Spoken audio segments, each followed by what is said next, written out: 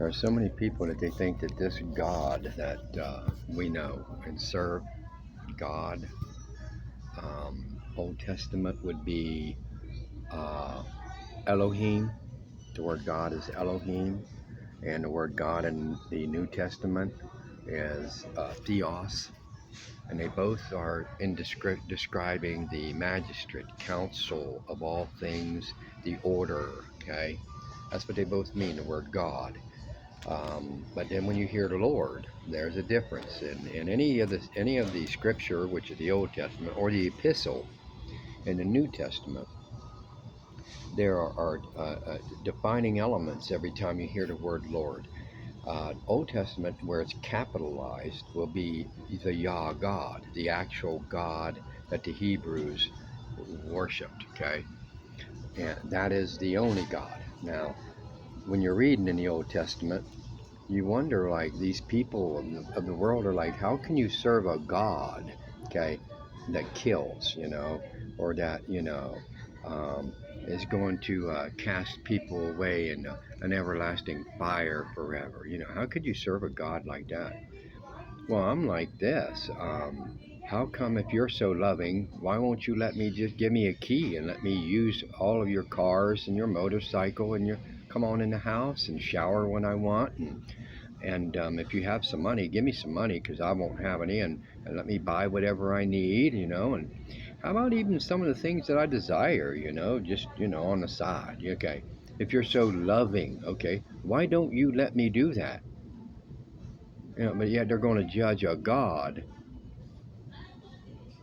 showing their hypocrisy. Like, well, if they're not going to be what they think God needs to be, then they themselves have judged themselves as being unworthy as well as this God that they say. So it's hypocrisy. And it says here in the Psalm, this Psalm speaking of, look how down they were.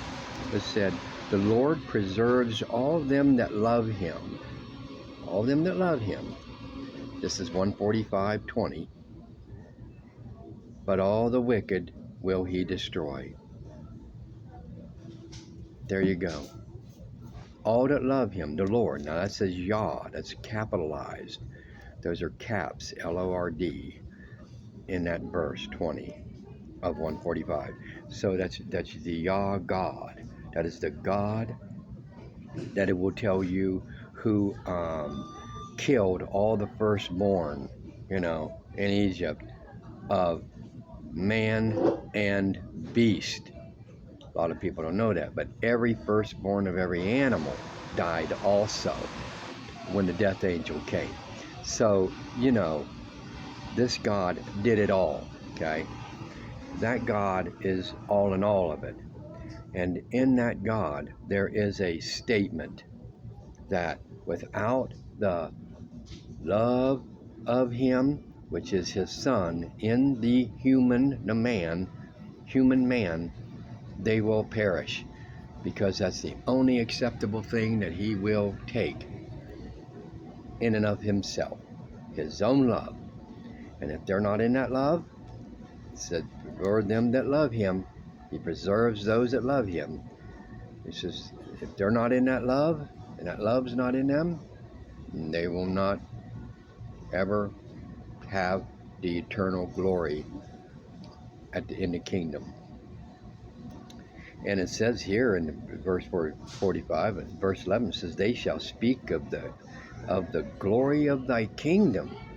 Look at that. Jesus has given us that kingdom in us with his Spirit, because he received that kingdom.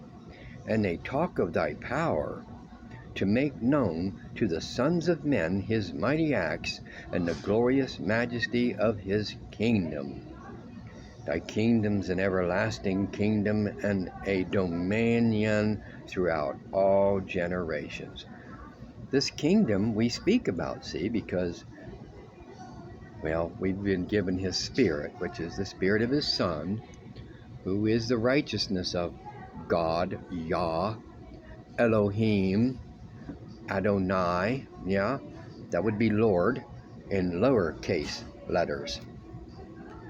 Then with a capital L, lowercase letters, is Lord, Adonai, meaning who is under the Lord Yah. That would be his son, Adonai. And under that, where it's all lowercase Lord, is master, sir. You know, it's just it's an individual in some kind of authority here. See.